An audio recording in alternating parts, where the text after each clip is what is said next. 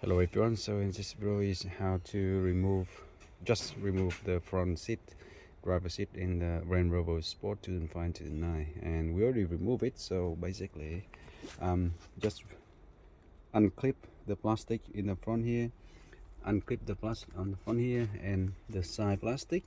So, and also at the rear you unscrew one of the little screw at the back end of the holding the end of this plastic over there.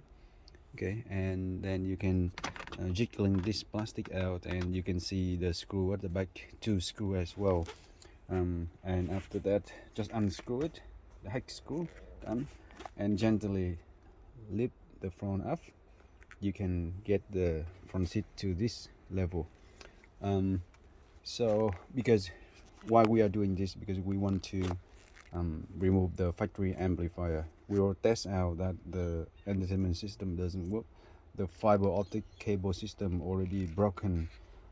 We don't have any fiber optic cable signal from the top radio, LCD, and the bottom amplifier. So we are doing this. We will remove this one and get in a new amplifier, Pioneer amplifier and subwoofer into this place.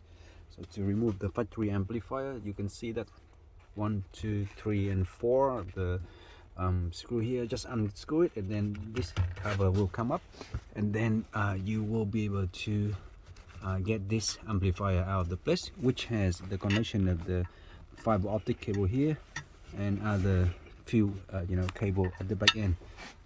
Just unclip it, and then it will be able to release the factory amplifier under the front driver's seat in the Range Rover Sport. It sounds simple, and it takes just about a few minutes, about 10 minutes to do this until you see this point. So keep in touch. We are going to do the job full upgrade in this one.